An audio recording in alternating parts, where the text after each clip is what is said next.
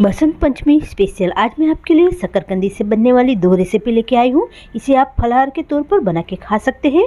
तो आज हम बनाएंगे शकरकंदी की खीर और साथ में शकरकंदी से हम पूरन पोली बनाएंगे। और दोनों रेसिपियाँ बनाना बहुत ही आसान है। घर की चीज़ों से बहुत आसान तरीके से आप इसे बना सकते हैं और फलाहार तौर पर इसे खा सकते हैं। तो फ्रेंड्स, उम्मीद करती हूँ आज की दोनों रेसिपी आप सबको पसंद आएगी। तो चलिए इसे बनाना शुरू करते हैं। तो हमारी पहली रेसिपी है शकरकंदी की खीर। तो इसके लिए यहाँ पे मैंने एक 250 ग्राम जितनी शकरकंदी ली है। इसको हमें अच्छी तरीके से वॉश करना है क्योंकि इसमें ढेर सारी मिट्टी लगी रहती है। इसको हम पहले छील लेंगे और पानी में डालेंगे। अब हम इसको ग्रेट करेंगे क्योंकि आज की रेसिपी में हमें इसे कच्चा ही इस्तेमाल करना है। शकरकंदी को आलू के हिसाब से ज़्यादा पौष्टिक माना जाता है। इसमें विटामिन डी ढेर सारी मात्रा में होता है।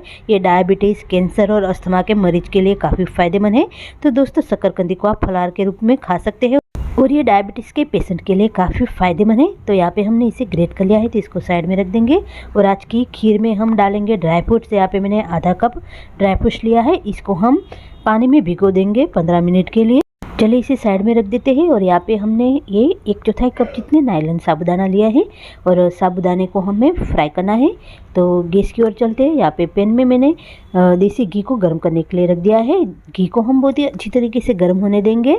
बाद में हम इसमें हमारे जो साबुदाना है इसको हमें तलना है। और जैसे जैसे आप इसको चलाएंगे, ये जो साबुदाना है अपनी साइज़ से डबल हो जाएंगे, जैसे मानो मखाने की तरह हो।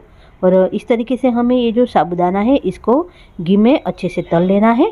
आप चाहे तो इसको तेल में भी तल सकते हैं, लेकिन आज हम फराल के लिए ये बना रहे हैं, इसलिए हमने इसको घी में फ्राई किया है। और सारे साबुदाने को हम इसी तरीके से तल लेंगे। और जो बचा हुआ घी है इसी में हम हमारे कद्दूकस किए हुए शकरकंदी को ऐड कर देंगे। और शकरकंदी को हमें धीमी आंच पर चलाते हुए भूनना है। लगभग 2 मिनट तक हम इसे भूनेंगे। और 2 मिनट के बाद आप देखेंगे ये जो शकरकंदी है अच्छे से भून चुकी है। तो अब हम इसमें ऐड करेंगे दूध। तो दोस्तों, यहाँ पे मैं इसमें 2.5 कप जितना दूध इस्तेमाल करूँगी। ग्राम के हिसाब से 500 ml दूध लिया है। तो दोस्तों, अगर आप खीर को थोड़ी पतली रखना चाहते हैं तो यहाँ पे आप 1 लीटर जितना दूध भी ऐड कर सकते हैं। और अब हम इसको लगातार चलाते हुए पकाएंगे एक बॉयल आने तक।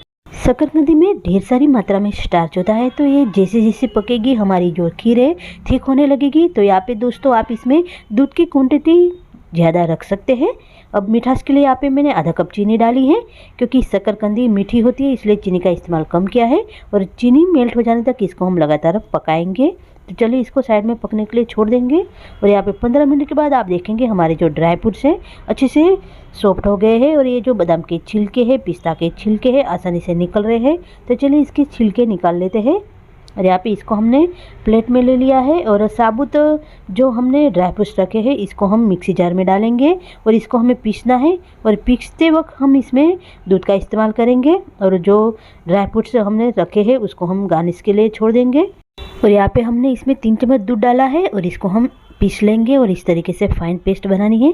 और यहाँ पे खीर भी हमारी अच्छे से उबल गई है। तो ड्राई फ्रूट्स की पेस्ट है इसमें डालेंगे और इसको लगातार चलाते हुए पकाएंगे। बस 1 से 2 मिनट में हमारी ये जो खीर है बनके रेडी हो जाएगी। खीर को और भी हेल्दी बनाने के लिए यहाँ पे मैंने 1/4 से भी कम सौंठ का पाउडर, 1 चम्मच इलायची पाउडर और 1/4 से भी कम यहाँ पे मैंने जायफल का पाउडर डाला है। और सारी चीज़ों को अच्छे से मिक्स करेंगे। ठंडी फिर से शुरू हो गई है, इसलिए यहाँ पे खीर में हमने ये चीज़ें डाली है ताकि ये जो खीर है और भी पौष्टिक हो जाए। अब यहाँ पे मैंने इसमें साबुदाना जो हमने फ्राई करके रखा था उसका जो पाउडर मैंने मिक्सी जार में बना लिया था, और इसको हम इसमें ऐड कर देंगे और 1 मिनट तक पकाएंगे। और इससे क्या होगा, हमारी जो खीर है उसकी थिकनेस और भी बढ़ जाएगी। और यहाँ पे आप देख सकते हैं ये जो खीर है हमारी परफेक्ट तरीके से बनके रेडी हो गई है।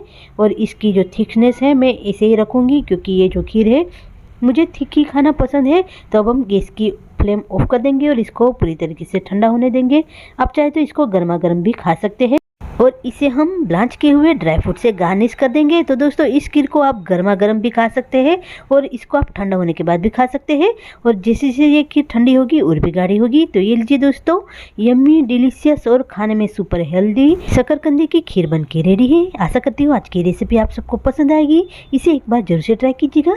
तो चलिए दूसरी रेसिपी है हमारी शकरकंदी के पराठे, जिसे हम पूरन पोली कहते हैं। इसे बनाने के लिए यहाँ पे मैंने 250 ग्राम शकरकंदी ली है। और शकरकंदी को हम इस तरीके से पीसेस में काट लेंगे। तो दोस्तों शकरकंदी है, खाने में हेल्दी तो है, तो इसके फायदे ढेर सारे हैं। आप इसे उपवास के तौर पे बना के खा सकते हैं दोस्तों। इसमें विटामिन डी भरपूर मात्रा में होता है और ये हड्डियों को मजबूत करने में काफ़ी फायदेमंद है और ये हमारी रोग प्रतिरोधक शक्ति को बढ़ाता है और डायबिटीज़ को कंट्रोल करता है। तो इसमें बीटा कैरोटीन भरपूर मात्रा में पाया जाता है जो विटामिन ए में तब्दील हो जाता है और ये हमारी आंखों के लिए काफ़ी फायदेमंद है। तो यहाँ पे दोस्तों इसको बॉईल करने के लिए मैंने पतीले में पानी गर्म करने के लिए रख दिया था। अब हम इसमें शकरकंदी के पीसेस डाल देंगे और इसको ढक के पकने देंगे 10 मिनट के लिए। और 10 मिनट के बाद आप देखेंगे ये जो शकरकंदी है हमारी अच्छे से बॉईल हो गई है और ये सॉफ्ट भी हो गई है। तो चलिए इसको निकाल लेते हैं। गैस की आंच को बंद कर देंगे और इसको पूरी तरीके से ठंडा होने देंगे। ठंडा होने के बाद इसके छिलके हमने निकाल लिए हैं और शकरकंदी को हमें पूरी तरीके से ठंडा होने के बाद ही इसका इस्तेमाल करना है और इसको हमें पोटैटो मैशर से मैश कर लेना है। दोस्तों आगे भी मैंने अपने चैनल पे शकरकंदी से बनने वाली 2 रेसिपी शेयर की है और वो जो रेसिपी है उसे भी आप फराल के तौर पर बना के खा सकते हैं। और शकरकंदी है दोस्तों आलू के हिसाब से काफ़ी पौष्टिक मानी जाती है। तो फलाहार में आप आलू के पराठे बनाने के बजाय शकरकंदी के पराठे बना के जरूर से खाइएगा। तो यहाँ पे हमें इसे मैश कर लिया है। तो चले हम इसको अब छानेंगे। तो छानना जरूरी है दोस्तों क्योंकि शकरकंदी में ढेर सारी मात्रा में फाइबर्स या फिर रेशे होते हैं तो इसको निकालना जरूरी है। तो यहाँ पे मैंने छन्नी में इस तरीके से सारे शकरकंदी को छान लेना है और आप देखेंगे इसके जो रेशे हैं सेपरेट हो जाएंगे और जो पराठे खाते वक्त शकरकंदी के रेशे हैं मुंह में नहीं आएंगे। तो इस तरीके से हमें ये शकरकंदी के रेशे को निकाल लेना है और आप देखेंगे छन्नी के नीचे हमारे ये जो शकरकंदी की फाइन पेस्ट हमें मिल जाएगी। तो इस तरीके से हमें सारी शकरकंदी को छन्नी में छान लिया है और ये हमारी पेस्ट है बनके रेडी है। तो अब हम इसमें मिठास के लिए डालेंगे चीनी का पाउडर। ये पिसी हुई चीनी है, मैंने घर में ही पीस के रेडी की थी। 1/4 कप मैंने इसमें डाली है और चीनी डालने के बाद इसको हम अच्छे से मिक्स कर लेंगे। और यहाँ पे दोस्तों अगर आपकी शकरकंदी पूरी तरीके से ठंडी हो गई हो तभी आप इसमें चीनी को ऐड कीजिएगा। इसे एक बार अच्छे से मिक्स कर लेंगे। अब हम फ्लेवर के लिए इसमें आधा चम्मच इलायची पाउडर और 1/4 से भी कम इसमें मैं जायफल का पाउडर ऐड करूँगी और आज मैं इसमें डालूंगी 1/4 से भी कम काली मिर्च का पाउडर। इससे पराठे का टेस्ट और भी बढ़ जाएगा। आप चाहे तो इसमें थोड़ा सा सेंधा नमक भी डाल सकते हैं, मैं इसमें नहीं डालूंगी। और अब हम सारे मसाले को इसमें अच्छे से मिक्स कर लेंगे और ये हमारा शकरकंदी का जो मावा है बनके रेडी है। तो इसमें से मैं एक ही साइज के गोले बना के रेडी कर दूंगी। तो यहाँ पे 1 बड़ा चम्मच भर के मैंने ये पोषण लिया है और इस तरीके से हमें इसके गोले बना लेने हैं। और दोस्तों आज की ये जो शकरकंदी है मैं गेहूं के आटे में बनाऊंगी। तो यहाँ पे दोस्तों अगर आप उपवास के लिए इसे बना रहे हैं तो आप यहाँ पे इसमें राजगीरा का आटा है या फिर जो फराली आटा आता है उसको भी इस्तेमाल कर सकते हैं। यहाँ पे हमने इसके गोले बना के रेडी कर दिए हैं। तो आज के पराठे बनाने के लिए यहाँ पे मैंने ये रोटी का डो लिया है और नरम सॉफ्ट सा डो ही हमें इसमें लगाना है। तो मैंने पहले भी बताया आप यहाँ पे फराली आटे का इस्तेमाल कर सकते हैं। इसके भी हमने गोले बना के रेडी कर दिए हैं। तो चलिए पूरन पोली बनाना शुरू करते हैं। तो यहाँ पे डो को हमें रोटी जैसा पतला सा बेल लेना है और बीच में हम रखेंगे हमारा पूरन पोली का मिश्रण और इसको हम कवर कर लेंगे। वीडियो में दिखाती हूँ इस तरीके से। और यहाँ पे मैंने ये डिब्बे का ढक्कन लिया है, उसी से हम इसको शेप देंगे और एक्स्ट्रा आटा है उसको निकाल लेंगे और इसको हम हाथों से पहले अच्छे से फैला लेंगे और बाद में हम इसको अच्छे से बेलेंगे और इसको मैं थोड़ा पतला ही बेलूँगी। तो इस तरीके से हम ये पूरन पोली बना सकते हैं दोस्तों। और इस तरीके से मैंने इसे पतला सा बेल लिया है। तो चलिए हम दूसरी भी आपको बनाना बताते हैं। तो यहाँ पे बेली हुई रोटी में हम ये जो पूरन पोली का मिश्रण है उसको रखेंगे और इसको कवर कर लेंगे और ढक्कन से इसको हम चारों तरफ से एक्स्ट्रा जो आटा आता है इसको निकाल लेंगे। तो ये जो पूरन पोली है आप इस तरीके से भी बना सकते हैं।